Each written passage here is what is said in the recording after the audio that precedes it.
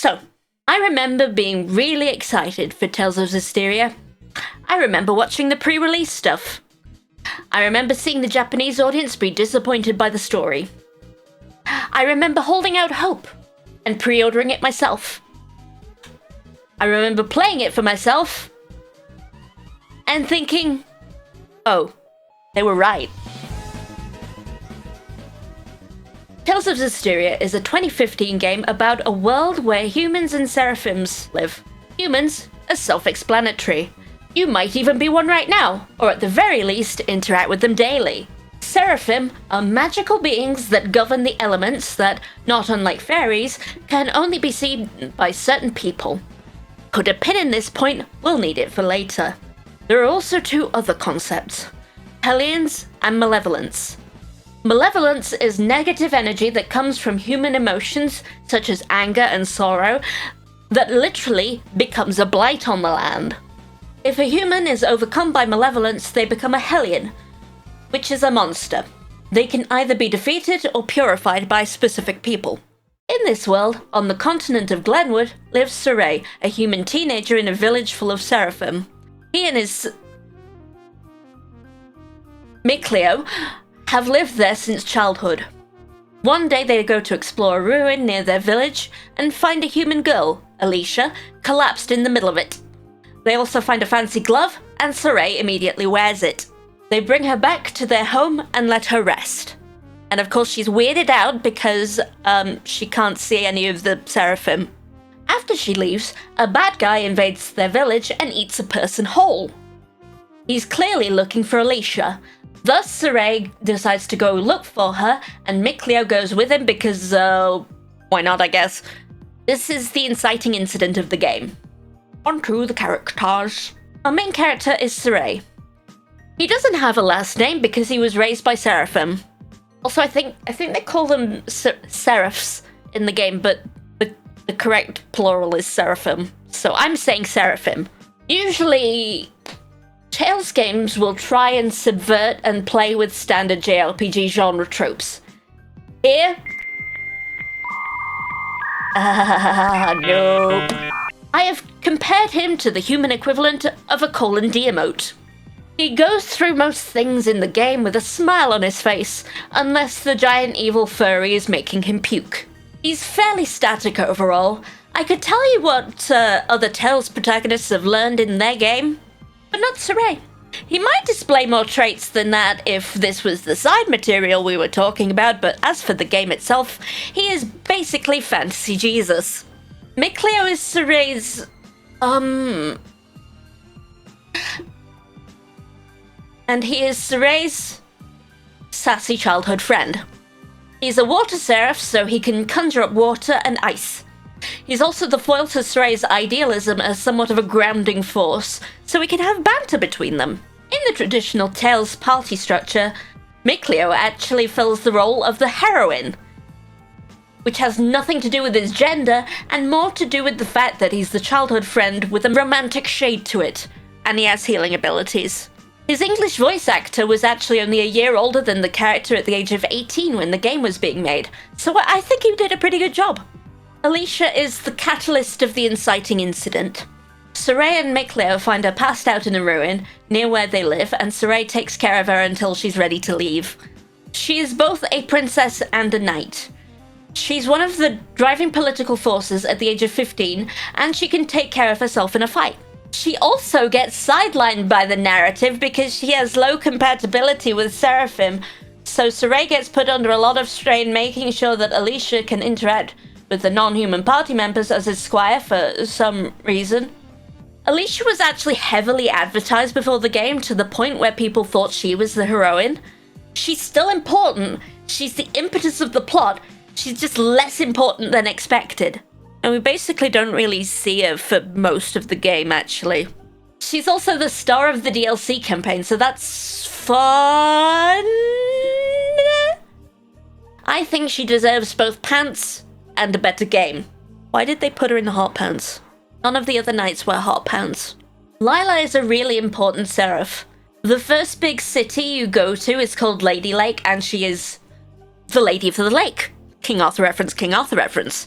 She knows a lot of really important things, but she can't tell anyone because she made an oath not to tell in exchange for power. If other characters ask too many questions about a subject she's sworn to secrecy on, she goes off on a non sequitur tangent. She's also voiced in Japan by the late Miyu Matsuki in what I believe was one of her final roles before her passing. Edna is one of the other cool characters in this game. Yes, all of the cool characters are female. She's a sassy child with an umbrella who is mean to pretty much every man who isn't her brother, and just regular style sassy to women. She's also distraught over the fact that her brother got turned into an evil dragon that you eventually have to mercy kill. Holy fuck, that's dark. Her brother is actually a party member in Tales of Berseria, and he's hot! And yes, she is voiced by 2B. Rose is divisive. By day, she's a merchant with the gift of the gab. By night, she's literally an assassin for hire. She also has higher compatibility with Seraphim, so being Sorey's squire doesn't put him under strain. She can do the Seraph merging thing almost immediately. Put a pin in that point. People took issue with Rose because Alicia was advertised more heavily, but Rose is the human party member for most of the game. She also gets heavily complimented and shilled for some reason, to the point that it had the opposite effect on a lot of people. I'm on team she would have been cooler in a better game. Dizzle. He deserves a hearty what the fuck. So he has been with Rose and her crew of merchants/assassins since she was a child, albeit unseen by them due to being a wind seraph. He's also been taking over her body without her knowledge or consent for years. The game treats this as a noble thing and not incredibly violating. Then he dies. Zavid is Dezel, but a permanent party member. They have the same element, but occupy different character archetypes. In the classic Tales party structure, he is the flirt. He also never has a shirt in his default outfit. His other thing is that he always keeps his promises with men. He promised Edna's brother that he would kill him when he succumbs to becoming a big evil dragon. Also, he's probably extremely old. In Tales of Berseria, the prequel game that was released after this one, he looks almost exactly the same 400 years earlier, albeit with shorter hair. And a shirt. Heldelf is the bad guy. He exists because the game needs an antagonist. He's about as nuanced as a brick to the face. What, you thought there'd be more? Nope, onto the story. Before we go in, I have something to admit here.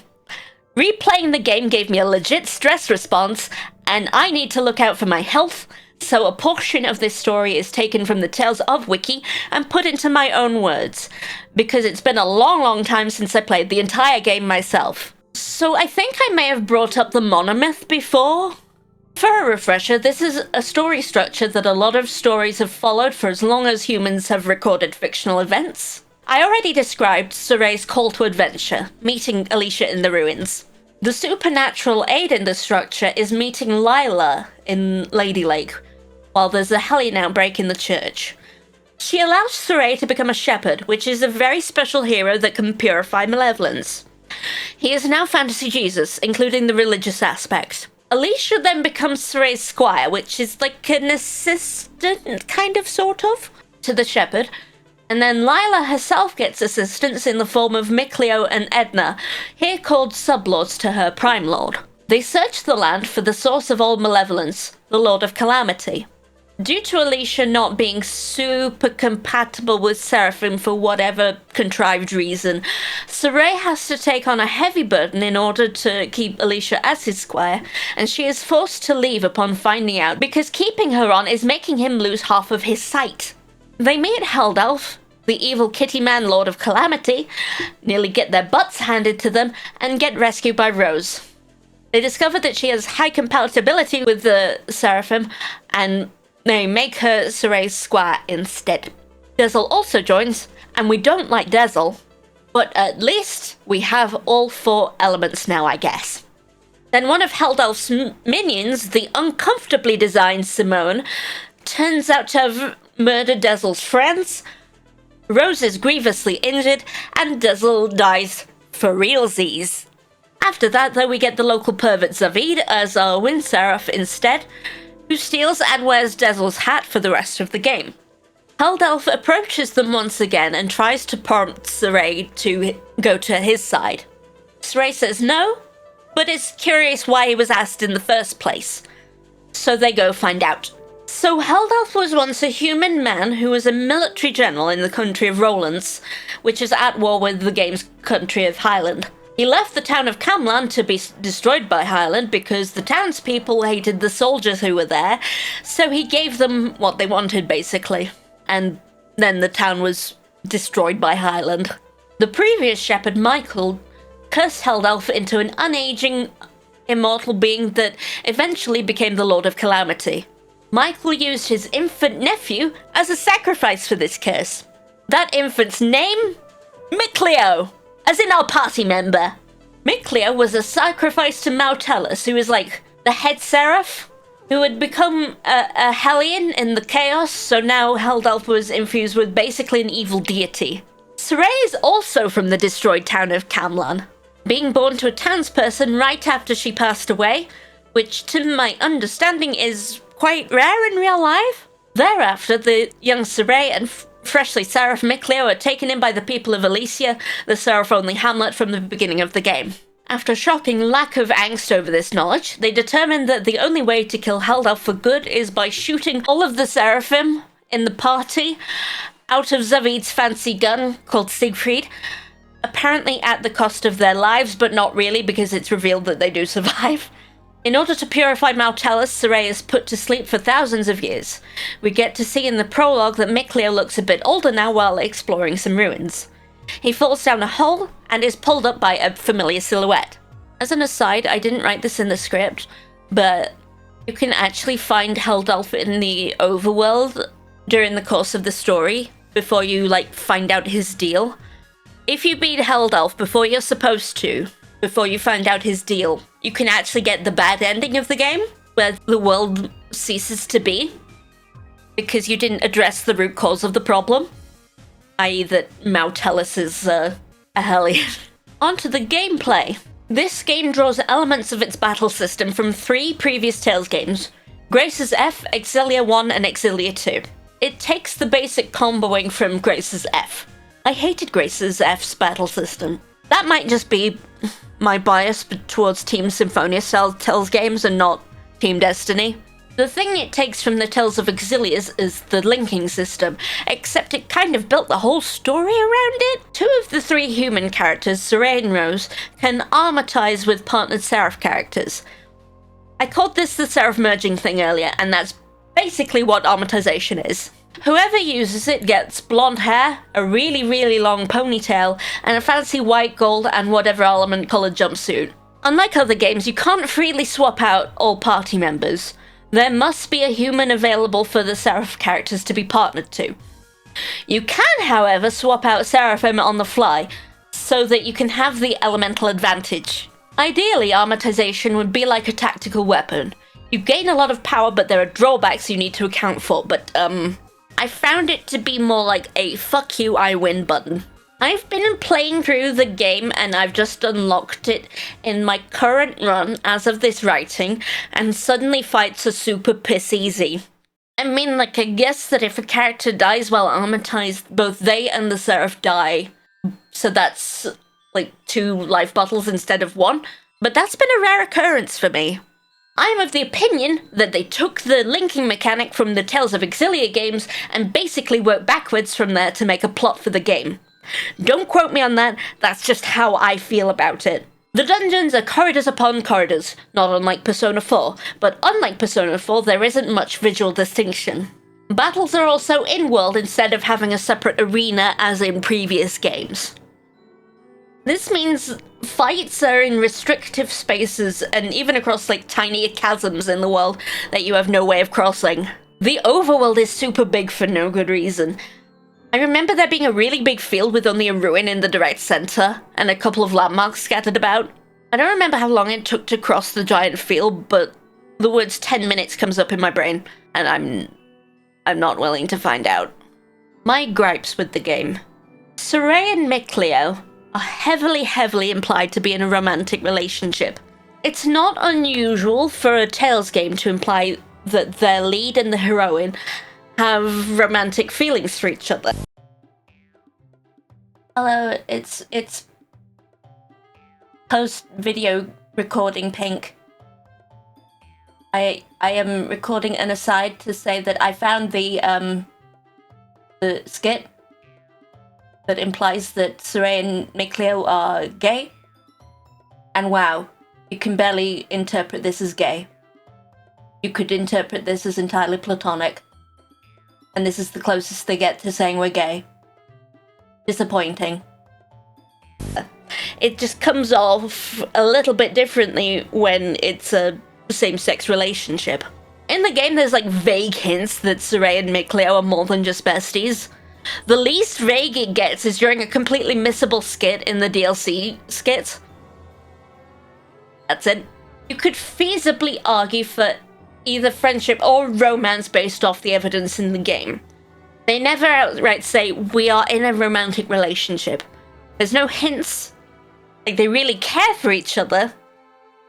And maybe sometimes there's a look of longing at a stretch. Yaoi baiting at its fucking finest, I guess. Like, you could say at least they tried with the same-sex romance stuff. I'm not so generous. It comes off a little more heinous to me to be so vague with only the same-sex relationship. It might be my preference for the romance in Tales games to be vague or optional, but to me, Sorey and Mikleo's relationship feels like they were trying to appeal to the pro-LGBT crowd, while also being vague enough for the homophobes to not be pissed off. That or they were baiting the yaoi fangirls. Furthermore, I might be reading between the lines a little bit, but there's kind of a soulmate vibe going on that you don't really get with other protagonist/heroine archetype characters in the other games. You don't usually get that with the male/female partnerships. So why is that the case with male-male? Again, I might be reading too much into it. Like, I'd love it if they were outright with the romance here. It feels sinister to me to be vague about it in this way. Like, either do or don't. It might be fine to pussyfoot around straight romance, but it's also socially acceptable to be cisgender and straight. My second gripe is the organized religion of it all. Seraphim are kind of analogous to Christian angels and God, and the shepherd is basically a prophet. As a bona fide lapsed Catholic and someone who has played through Tales of Symphonia multiple times, this bothers me. All of the good humans are basically good Christian folk who believe in religion and that God is right and good, and belief will save you from bad things. It doesn't examine the religion at all, and the church in Ladylake is visually similar to a traditional Catholic church. And like, Tales of Symphonia also had Christianity-styled religion, including a pope as well.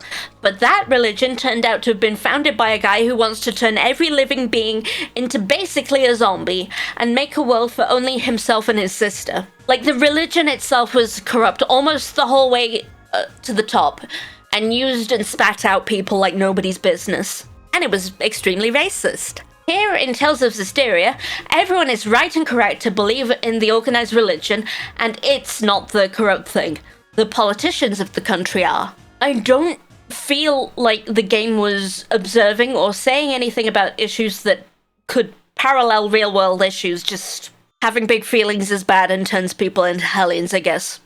The anime! I watched the anime. Not recently, but I did watch it. I'm not watching it again, fuck off. Tales of Zestiria the Cross is an official Fix-It-Fit. Yes, it's written X, but pronounced Cross. It feels very deliberately written to address several critiques of the game. And to be fair, it does actually, like, fix it. Alicia has a more prominent role in the anime. She goes around and does things, and we get to see it. She even gets to armatize in the end, which she didn't get to do in the game.